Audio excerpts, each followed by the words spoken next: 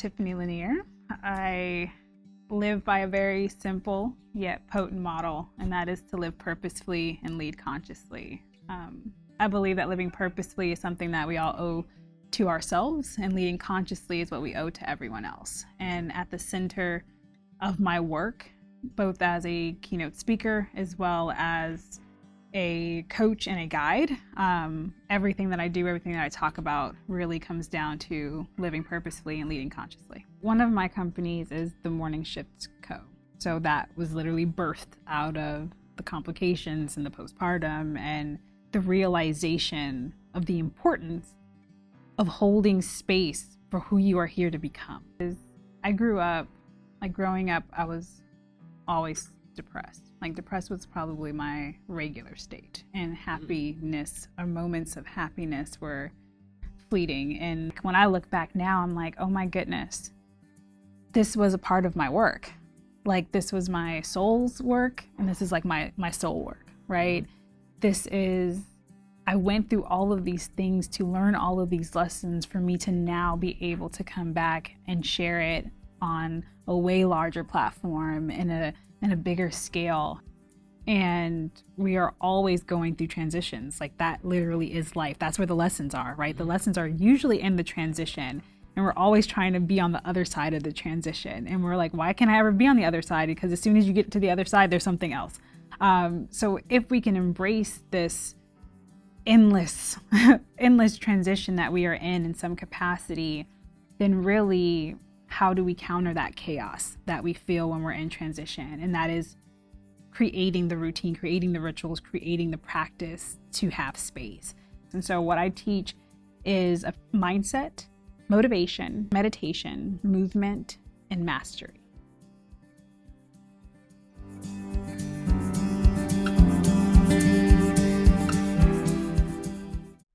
How's it going, powerful people? Thank you for tuning in yet to another episode here of the Unlimited Power Show. It's an experience, and you get to join this experience with us. My name is Edouard Gilles. I'm a holistic health coach and also motivational speaker and other things.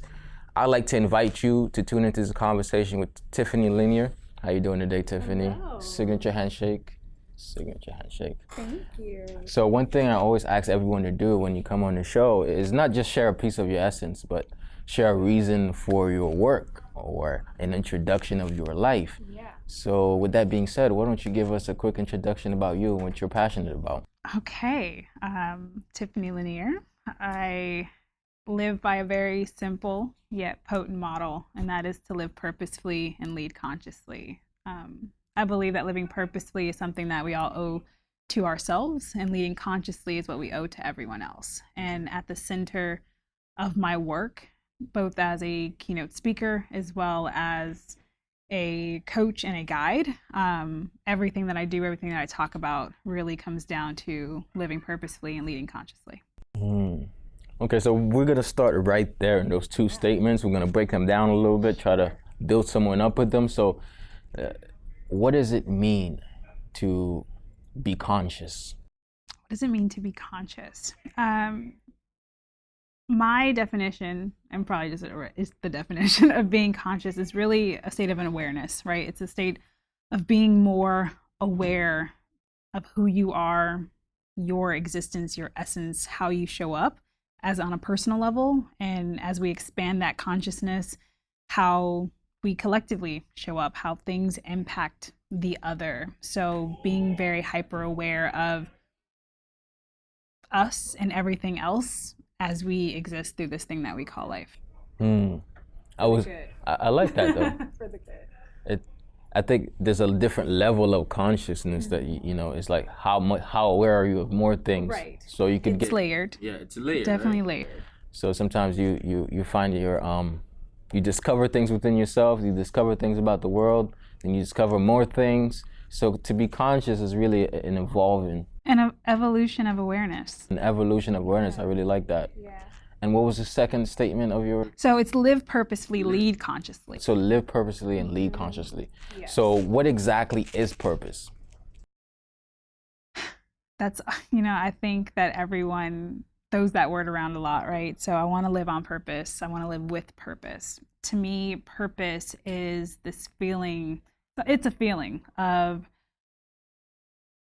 I'm doing what I'm supposed to do, whatever that is. I'm doing what I'm supposed to do. I am in alignment with the way that I want to operate in this world, and the way that I want to show up to live, and the way that I want to show up to lead or work. That purpose that drives you, that passion that lies inside of you, that keeps you up at night, that keeps you awake, that drive. That's, to me, that's purpose. When did that thing that keeps you up at night, that drives you, when did it first show up in your life, and how did you react to this showing up of it? You know, I remember the exact moment that I felt like, I think this might be my passion, or this might be something that I want to really actively pursue. And it was when I was in college. I was at Florida State, and I was 2 years into my college career, and I knew that I wanted to do something, but I didn't know what that something was. And it started to gnaw at me, quite literally, wanting to create, wanting to expand a conversation that I was having either with others or in my head even. And I became obsessed over, at the time, wanting to help my peers unify in their diversity and have really uncomfortable conversations about, race and sexism and all the other isms. And I became really passionate about that. And that kept me up at night. How can I have this dialogue, or how can I create these, communication sessions where people can talk openly about these things that may be keeping us apart? And that was the first time that I'm like, I think this is something that I'm supposed to be doing. Something you're supposed to be doing. Yeah. What were you doing at the time to be leading this conversation? Was it an organization you were starting? What was it? I started an organization. What was it called? Cause for Unity Coalition. Cause for Unity Coalition. And where was that at? That was at Florida State. I spelled it Kauz, funky because, creative. Now I look back, I'm like, you should have just spelled it regular. But, I wanted to do something creative in how it was written. But really, I was telling this story actually this morning with someone, but the idea started off as a clothing line that I wanted to start. So I wanted to start an apparel design company that really focused. This was at a time that this wasn't a thing. Now, people do that all the time with different messaging tees, and proceeds go to different causes. But at that particular time, that was actually not a thing. And I wanted to do something like that. I wanted to raise money and raise awareness for things that were happening. But once I realized that I couldn't use SGA funds for it, because I didn't know how that worked, I realized that, okay, maybe this is going to have to go on the back burner, but I can still have the dialogue and still start something on campus. So, speaking of dialogue and starting something, did you ever experience self-doubt, with your confidence, and can I actually have these conversations? Yeah. I didn't, I was passionate about it. It started to keep me up at night, literally. I would write it on everything, like a obsession with a lover or something. I would literally write the name on notebooks, and I'm like, this is going to be a thing. This is probably, before I knew what these terms were, me visualizing the possibility of bringing this thing to life.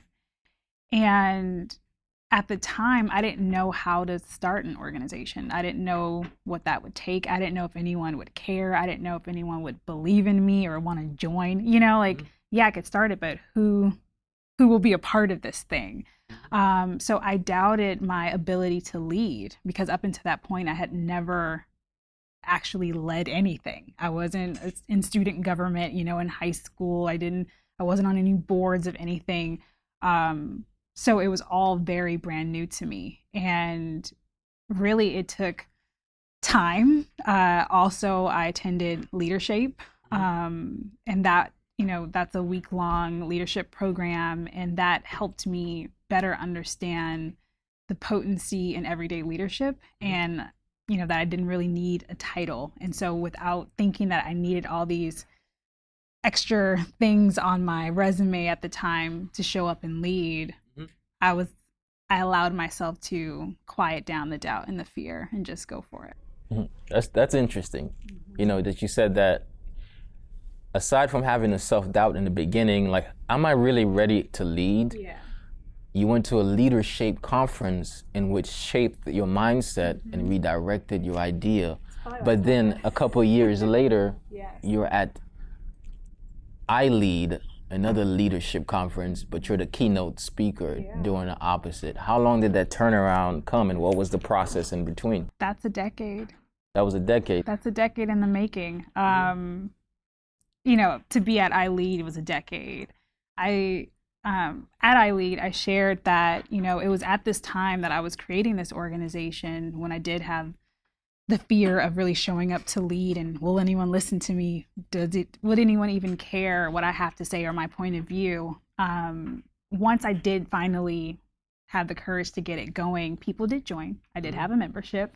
And I realized how much I loved speaking, like how much I loved, you know, hosting these events and talking to my members and talking to other peers, you know, my peers on campus, and facilitating hundreds of students to come and have these really tough conversations. And that was the spark for me to realize that I think I can do this speaking thing. I didn't even know that was a job that you could have, but I realized that I was then passionate about speaking and facilitating. And I, you know, got an interview from the local, or from the FSU paper, and they asked me, you know, what do you see yourself doing, you know, when you graduate? And I told them I wanted to be a motivational speaker. And never until that moment had I ever said anything like that out loud about being a motivational speaker.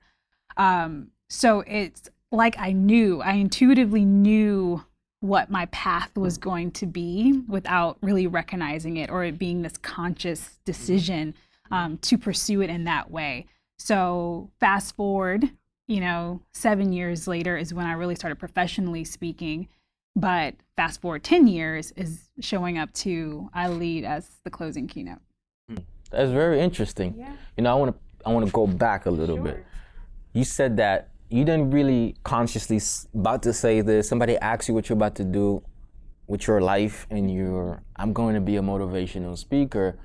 And did you feel like your soul was communicating it? I think so, because there's no way that I would have just said that. At the time, when I started at Florida State, I went to actually be an apparel design student. So I thought I was going to be a fashion designer of some sort. And after like 2 semesters, I dropped out of that because I realized that wasn't the path. But I studied communications with an emphasis on broadcast. So broadcast journalism is what I thought I would be doing, news or documentaries or something. And so never in my mind, even at that time, that I consciously thought that I was making a decision to change career paths until they asked me that question, and that's what came out. So in a span of 10 years, what have you learned about yourself and the human experience? Oh my gosh. So much. If you could pick 3 things that you think was like really empowering, impactful, it doesn't have to be empowering, impactful in your learning, what would that be? The importance of letting your life unfold. I think, so this actually continues the conversation that we're having, in the sense of thinking that you have all the answers, especially at a young age, when you are, you know, in high school and people ask you, what are you going to do? And then you go to college and they're like, what are you going to be when you, you know, graduate, when you get out of here? And you come up with the best conceivable answer that you know of at that time that makes sense to you. And where I think so many of us kind of fail ourselves very early on in our young lives is thinking that that decision is the be all end all of our journey, what it is that we should do, or what it is that we want to do, what is it that aligns with who we actually are as we discover who that person is. So that's one lesson, is this fallacy in thinking that we know exactly what we're doing early on, and not giving ourselves the time to learn and evolve and become whomever that person is. Second is leaving flexibility to continue to do it, leaving room to continue to grow and expand. And I like to say this a lot, that you get to choose, and you get to choose again. So choosing something doesn't mean that's it. You get to choose again, and we get to choose again at any moment, at any time. No special occasion necessary, no beginning of the week, no beginning of the month, no New Year resolution needed. You get to choose again. So those two, and then I would say really understanding our connectedness collectively. The ripple effect that we have from the energy of our own understanding and our own actions, and how that impacts everyone in the world around us. Okay, those are some really good concepts. Yeah. I think those are really important, because I think those are three things that if you didn't really know them, you would stunt your growth. For sure. Because a lot of times the best way to know that somebody knows nothing or knows not enough is to realize that that person thinks they know everything. Right. You know, and the people who knows the most, they always claim that they don't know nothing. Right. So as I begin to learn more stuff, the more I learn, the more I realize I don't know anything. And even what I think I know, I often question it. Often question what I know, because I know what I know is only a reflection of my evolution, and that if I haven't evolved to the person that I'm evolving to, then I may be behind in my knowing. You don't know what you don't know. Exactly. And so you're always just in the space of being receptive to what's new. What else can I grow into? What else can, and I think that's so important. I no longer say I'm going through anything. I'm growing through whatever it is. You took my line. I know. That's a good one. That's the one that everyone should use. It's not my line. I'm sure I got that from somewhere, from somebody at some point. Yeah, we all got that. We all get stuff from different places. It's really good. Because I have a book, right, called, I'm writing, it's called Grow Through the Pain, right? Yeah. Don't go through it, grow through it, right? I mean, that's the truth, though. And I think, the fourth thing, the biggest, thing that I've learned really in this last decade was growing through one of the most challenging parts of my life thus far, and allowing that particular challenge, that tumultuous experience, to really shape me for the better, and not let it be something that completely deteriorated my existence and my beingness. So the pain that helped you grow, we're gonna have to talk about that pain here on the show, because that's the purpose of the show, is to allow people to see within themselves through somebody else. And through the lens of your knowledge, through the lens of your experiences. As we take a quick break to show some messages from our sponsors, I really like to think about what are you growing through, what things are helping you evolve and become better in your life. Not what you're going through, what you're growing through. Growing through. Exactly, what you're expanding through self-expansion. Pain is the inertia that causes yourself to expand. Pain is the inertia for self-expansion. Catalyst. The catalyst, yes, the catalyst that causes the inertia for self-expansion.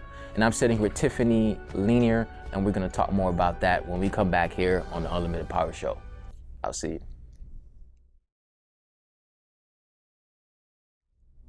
Hey, how's it going, powerful person? Thank you for coming back here to spend some more times with us. My name is Edouard Gilles, and I'm sitting here with Tiffany Lanier. Tiffany, it's been a pleasure talking to you today about your life experiences. Thank you for sharing a piece of your light here on the show. Thank you so much. I like to talk about a time where in your life where something occurred or a series of events happened, and from those events transpired into an inspirational moment in your life or a turnaround. So how did you grow through your own pain? I feel like I've been growing through pain before I was conscious that that was really a thing.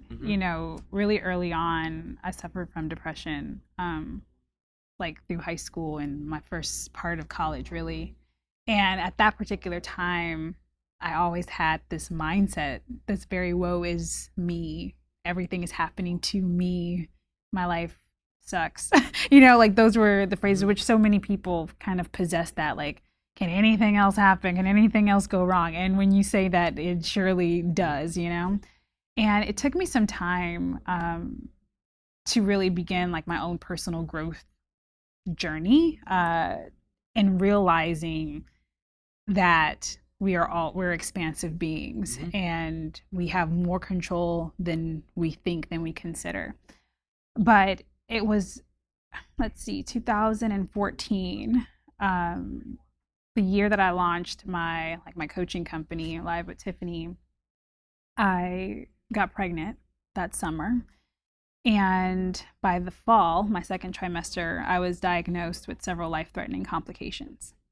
And the high-risk doctor basically told me that I was likely to lose my child by the 24th week of pregnancy, and that if I went into early labor, that I would lose my life, or I could lose my life in the process. So this was like a very pivotal moment that will forever, I'm sure, be ingrained in me, because what do you do when someone basically says, you know, you could lose your life, and there's nothing that you can do. Like, that's where you do not have control. There's nothing that I could control, at least in that moment. However, I found some control, and that control was, you have time to heal. Like, my body needed to heal in order for me to have the possibility to save my unborn child at the time. And with a miracle, quite literally, I had like 3 complications. I won't get into the gritty details of them, but one of them had to heal in order for me to have a surgical procedure for another. So one depended on the other. And if this one didn't heal, then that was like the timeline that I was given, this 24-week timeline. And this complication healed a day before the cutoff to me getting the surgical procedure. So within like a matter of 24 hours, like my whole life like changed. In that moment, I was able to save my child and save my life. So that was kind of this beginning of an interesting consciousness of understanding, really connecting to myself in times of drama and trauma, in a way that so easily you can get caught up in the negative side of what I was experiencing, versus being like, what I can control is how I show up for myself every day. What I can control is to try and meditate. Like, I wasn't that great at it at that time, in the sense that I could just try to calm myself down and breathe and not work as hard. Like, I was working myself into the ground prior to, but really just be conscious of the space that I was holding for myself. And we did make it through. I ended up having my daughter at 37 weeks. She was only a little bit early, but that wouldn't be the end of this journey. That was actually the catalyst of what was to come. About 6 months later, I began to experience postpartum depression.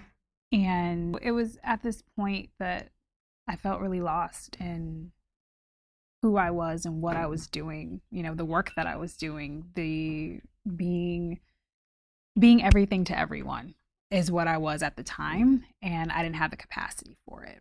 And I felt like a fraud. I felt imposter syndrome. I felt all these things showing up, because who was I to provide clarity being unclear? Who was I to inspire and motivate, not being inspired or motivated? Who was I to support when I felt like I couldn't support myself?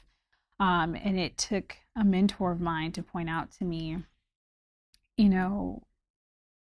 what she actually said, "What do you do in the morning?" And I'm like, I don't understand. What do you mean, what do I do in the morning? I wake up, after not really being, or not having a good night's sleep, because I had a young, small child at the time who was up all through the night. And I'm like, I wake up pretty much frazzled and have to go. Like, I just have to get my child situated and jump on my computer, start talking to clients, start doing things. Like, there is no time that you speak of. And she's like, you got to fix that. And she's like, if you really think about the last year and a half of your life, you went through a really complicated pregnancy that would change anyone's life. You overcame it, but you kept going. You have a newborn, you kept building and growing your business, And then you start experiencing this postpartum and you haven't even stopped. Like, you haven't even slowed down to consider what you've mentally gone through, what you physically have gone through. When are you gonna like take a moment? And I'm like, oh my goodness, I never took a moment. I just kept going. And that's when I'm like, okay, I need to do something. I need to change something. And she gave me a couple of different meditations to start practicing, and to practice gratitude and all the things that people just say, like, you should meditate and you should practice gratitude. I'm like, okay, yeah, that's gonna really work.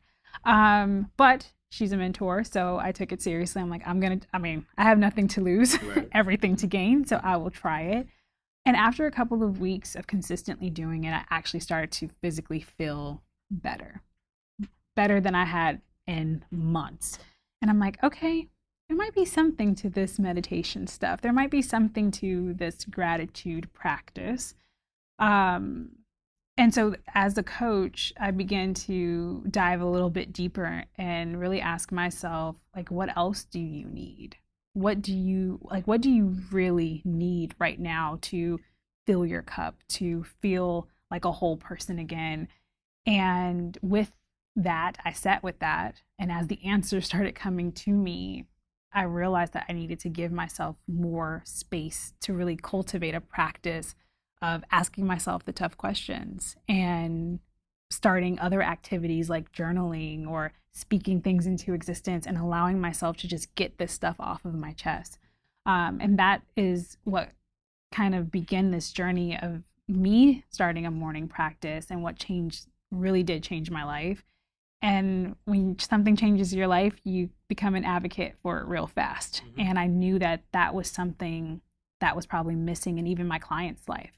And so I started a course on it, and I started telling more people, and then I started hosting local sessions and helping people do their morning practice in community. And I did all this not thinking that it was going to become anything really, like, yeah, I might sell this course for like $50 or a couple people might buy it, but not turning it into some kind of movement. And really what I didn't realize is that over that period that I went through all this up and down and rediscovering who I was, realigning myself to my purpose, not knowing what that purpose really was. And when I look back now, I'm like, oh my goodness, this was a part of my work. Like, this was my soul's work, and this is like my soul work, right? I went through all of these things to learn all of these lessons for me to now be able to come back and share it on a way larger platform in a bigger scale. Till most recently, I launched the Morning Shift company. So now it's actually a company. So when you think, like, what did you have to grow through to get to a place of inspiration and inspired action? Sometimes you literally hit a proverbial rock bottom, and you don't have any clue how that's going to lead you, or in my case, my work, forward. I'd say it's not a rock bottom, it's a trampoline. That, as a proverbial, it seems like a rock bottom. Right. Yes, it wasn't rock bottom. Yes, but it feels like rock bottom, especially when you don't know there's a way up. Mm-hmm. You just feel the pain, right? Yeah. There was something you said earlier, and I want to get more into like some morning routine tips you could give out. Yeah. But there was something you said I found very profound, and I try to bookmark it in my head. Yeah. You said that before you could go on to the surgical procedure, there was a complication that had to be healed. There was a complication that had to be healed before you could dissect and open up and fix and get yourself back to its normal state. So that's such a pivotal analogy for life. I don't think I ever thought about it like that. It's such a pivotal analogy for life. Yes. Sometimes before you could become that finished product, there has to be that thing, I've seen it a lot though, because I used to see all these speakers, right? And my dream growing up was not to be a motivational speaker. my dream growing up was when I was a young kid, I wanted to be a hero, right? I wanted to be a hero. I didn't know why I wanted to be a doctor at first, because that's what the family said. I'm from the islands. Then I was like, I want to be a hero, right? I think that's great. And then as I grew up, I realized, oh, that's not feasible. Then I started to pick out random stuff, random professions. I was like, maybe I could be CSI. That looks cool on TV. I didn't know what I wanted to do. And then I stumbled upon basketball. I was like, this is it. I want to be in the NBA. That's it. So I'm 9 years old. I'm like, I want to be in the NBA. And I played so many sports. And in going through these sports, I realized that all of this was just giving me that work ethic. It was all investments into my life.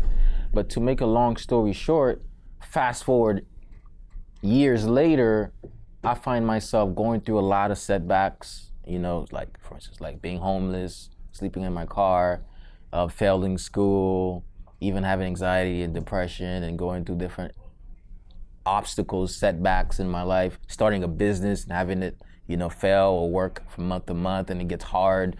And even now that I realize all of those are very minor issues. And it's funny that I'm at this state where I could say, oh, these are so minor. The life experience is very funny because a lot of your things are so minor, except for the ones that mean life or death. But if it's a setback, like a financial burden, or if it's something you can literally fix, it's really minor, but it's also major. But to sum my point is, there were some things in the pain period that allowed me to see how I would have reacted to it in the gain period. What I mean by that is, there are some things that I just let stuff go, and I was wondering if two people was depending on me and I let this go, how would I be able to manage 100,000 people depending on me and I let this go? So I realized that I was able to learn how to be more at home, and I'm still learning. It's not like, oh, I figured it all out. Yeah. Heck no. But being able to go through the experiences has opened up those things. So I know I asked you a question and I answered it myself, but I wanted to say something in my heart. So what do you think about that? What's your feedback on that? I think that, everything that you said is like from the minor, because what I mentioned earlier is I grew up, growing up, I was always depressed. Depressed was probably my regular state, and happiness or moments of happiness were fleeting, and they would come every once in a blue. And I used to make everything really big. Everything was a really big deal. So if it was a financial setback, it was a really big deal, to the point that you do feel almost like you're dying because you make it such a grandeur deal in your mind. So that is totally a mindset development, a growth mindset versus fixed mindset, And so for a long time, I had this very fixed mindset. It kind of is what it is. Whatever will be, will be. Que sera. My daughter sings that all the time. But then you move into a growth mindset and you realize that anything and everything is possible, no matter what your current situation is. It only takes one thing, one small thing, one tweak, one change that could change quite literally the course of your entire existence if you're open to it, right? So this openness and this willingness to receive what is possible. In leadership, they say, having a healthy disregard for the impossible. So what you think is doesn't have to be. So it's really thinking and willing your way into other circumstances. This is not applicable to every single thing in life, in the sense that obviously there are societal rules and policies and laws that do have control to some degree. But from an individual perspective, how we think of things or how we allow ourselves to go or grow through things changes everything. And it's awesome that if somebody watching this, they should take that key takeaway right now, right, and start to evolve it. And it takes how do you take it? How do you? Because everything we're saying, right? What I realized, some things I've been hearing for years, I didn't quite get to this year. Yeah. And I'm like, wait a minute, I've heard that for years, but I didn't get it till this year. What's the gap? I feel like I started my personal growth journey, self-discovery journey, like in 2012. And it's probably not till this year that a lot of things have actually made a lot more sense to me. And that is the evolution and the growth, right? We started off, you don't know what you don't know. And are you open to rediscovering things that you think you know versus having this I know it all mentality, or I learned that lesson already. So like there's not more, but there's always depth to every lesson. There's like an underneath lesson, there's layers to the lesson. So how can we grow and expand? And I think a part of that, or learning how to do that, is constantly listening, constantly surrendering. Like surrender is a big one, especially when you're constantly pushing and striving and wanting and yearning to be better. Like if you are, I'm sure if someone is watching this, they are deep into their own growth. So you are actively stating and positioning yourself to be a better person in some degree. When you're in that mindset, like I have been for the last 7-8 years, you want to just be like, okay, this is it. But what I've learned is that it just really does, it's like a spiral, right? It's that never ending pattern that we see all throughout the universe, that you are just, every level is different. Like you learn this one thing and then you get around over here and it's elevated 3 times. But it might be the same exact lesson. You're just seeing it now from a different perspective. And if you can be open to that, I mean, it really does open life up to you. So now whenever I find myself in any kind of hardship, it all comes down to perspective.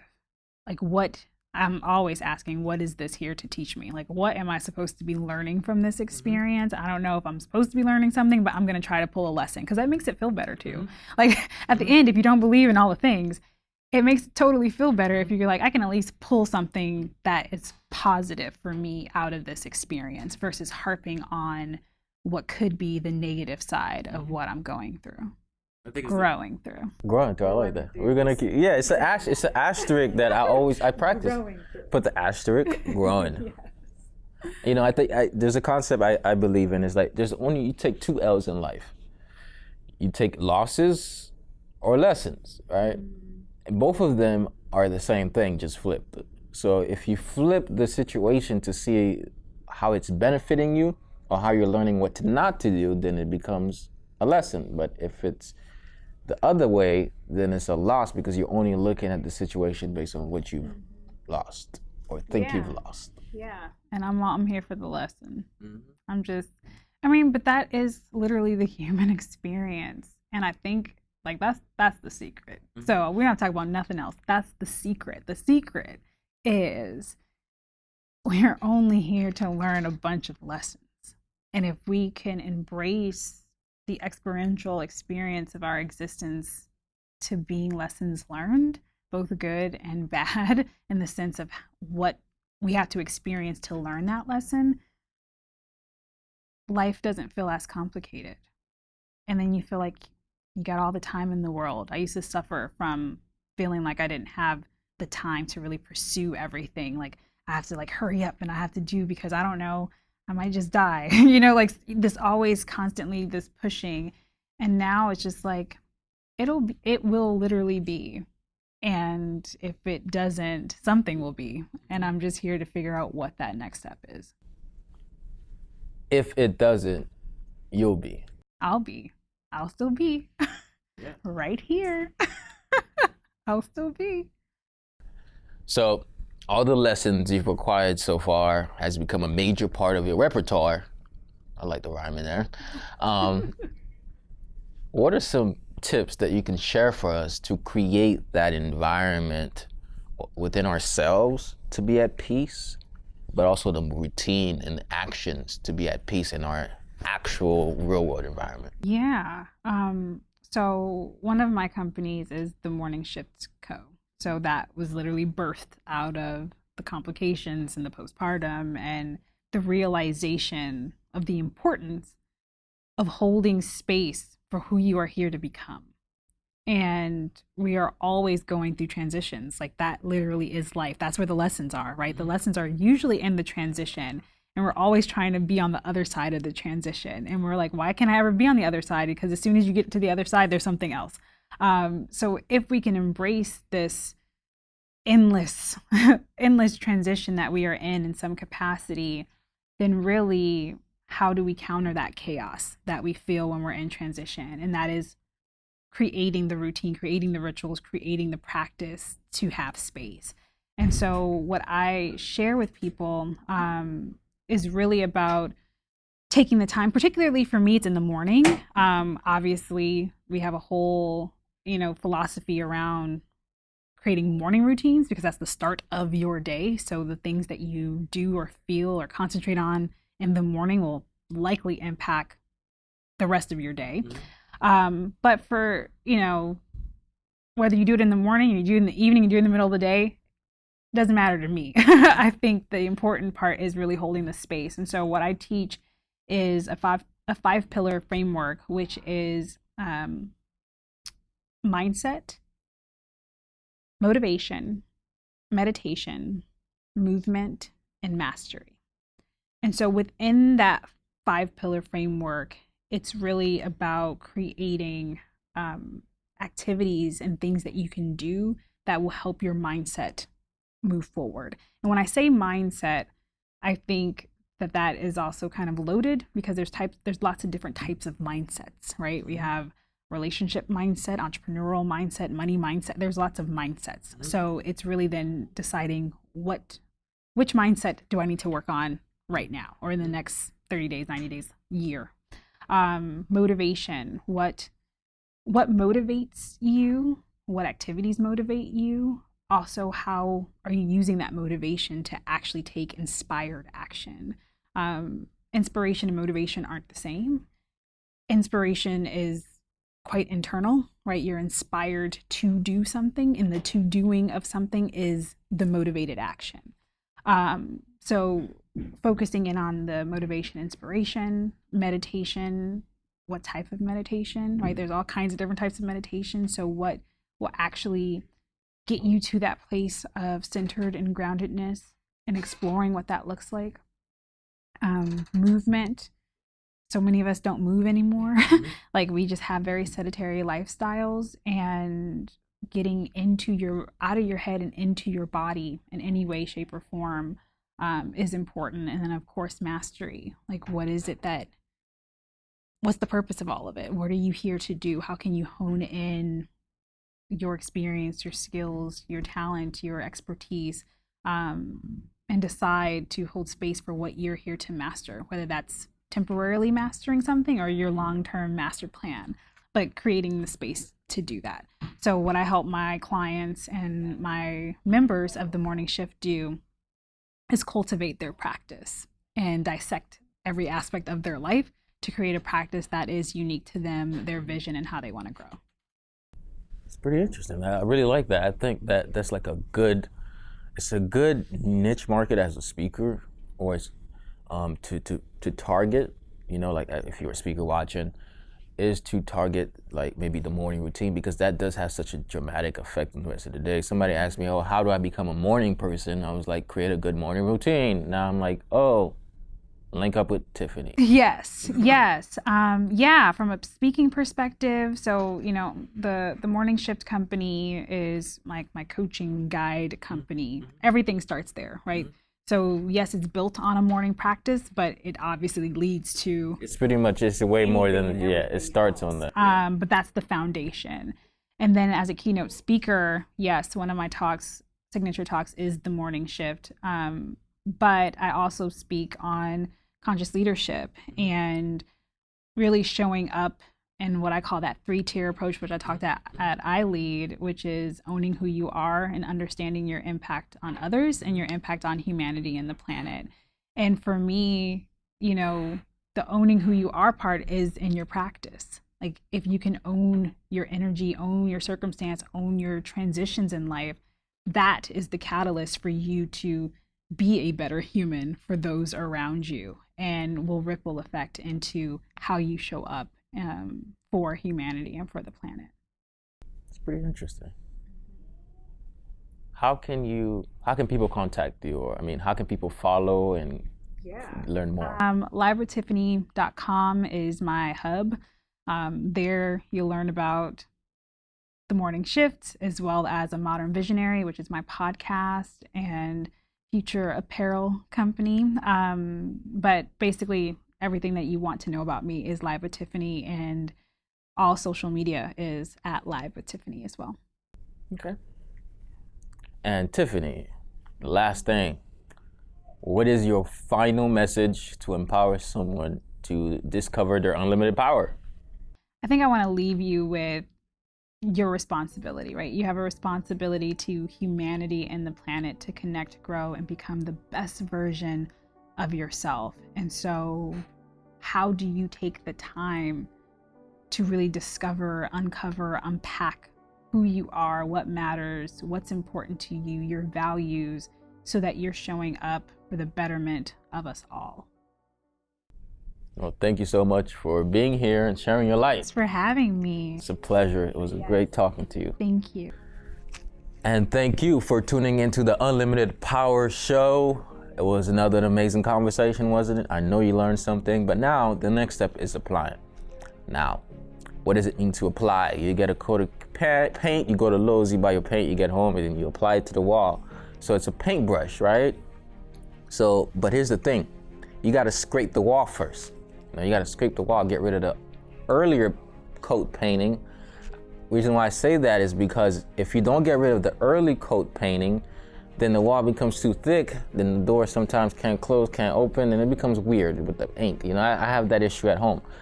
So you scrape the wall, then you start putting new strokes of paint. Now, all the paint doesn't have to go in all at once now, you know. You can start with the door, maybe the bottom of the door, and the next day you could do one wall, then you do the next wall. But take one concept from this show, pretty much. What I'm saying is go paint your mind with some new pictures of personal development. And if I couldn't put it any better than that, I want to remind you that you have the unlimited power to achieve whatever it is that you want. I believe it. I'm doing it. Tiffany's doing it. But the secret is you got to believe it. Belief is the letter opener of all the hidden talents and gifts that you have residing inside of you. Isn't that awesome? But first, remember, believe it so that you can achieve it. And until you do that, the world will forever miss all your talents, all your gifts, all the great things that you got to offer. So the best thing you can do for yourself in the world is to share it. My name is Edouard Gilles. That's my message, and I'm sticking to it. You have a wonderful rest of your day. Peace.